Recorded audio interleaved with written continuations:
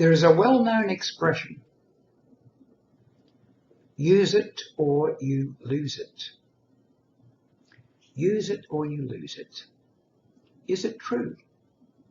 In many instances, yes, but in probably more instances, no.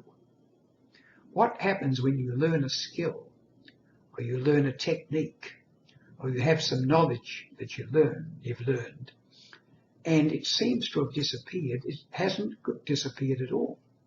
It's gone into abeyance. It's gone onto the back burner and can quickly be recaptured or relearned. For example, if you learned to ride a bicycle when you were 7 or 8 years of age and you rode it for, say, 3 or 4 years, and you haven't ridden a bike for 25, 30 or 40 or even 60 years, you can get on a bike and within a few minutes of wobbling around, you'll be doing it again. Now, if you were trying it for the first time, it wouldn't be that easy. But you're not trying it for the first time. It's muscle memory coming back. I've had instances of this. I can recall one day when I was in the Navy, I learned to read Morse code, and I learned to read a flickering light sending Morse code. I hadn't done that from the age of about 20, 21 until I was 40. I was suddenly called upon to read a light. And I did. It came back to me like that. Within an instant, I was back reading it, even though all those years had passed, nearly 2 decades. It's the same with everything. When people get into their 70s or 80s, they say, oh, my memory's going, my memory's going. The point is, their memory is not going.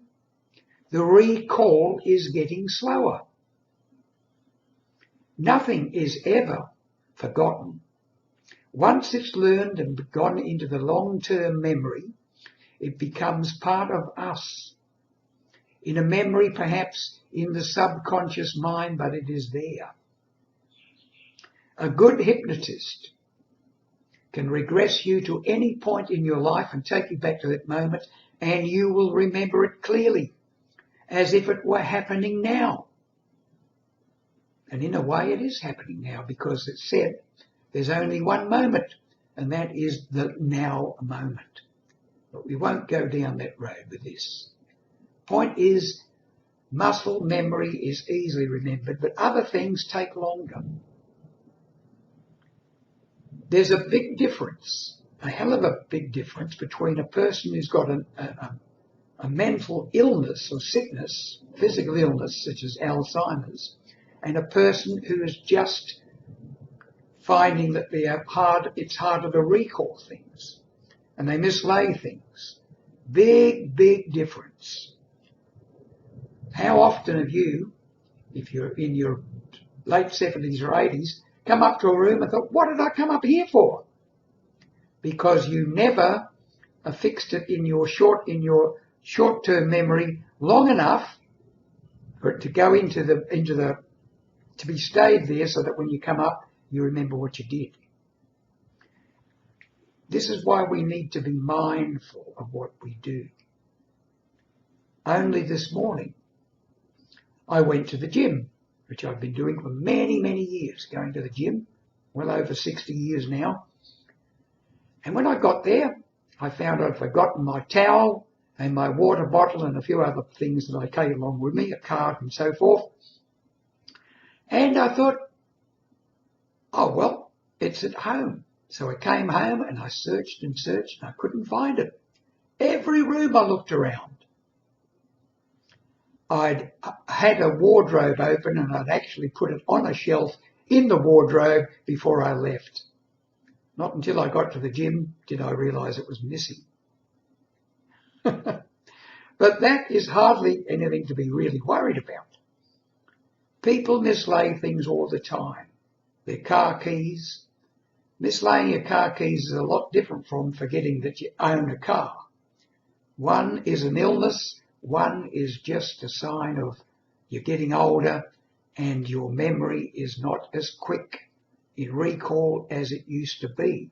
And you're not paying as much attention to things that you do out of habit.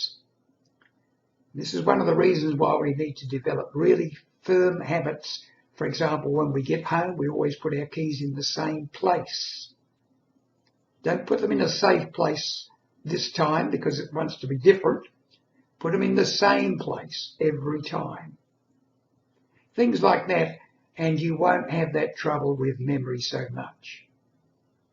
Beware of the fact that naming people from their faces is one of the hardest things to do, especially if people haven't played a big part in your life.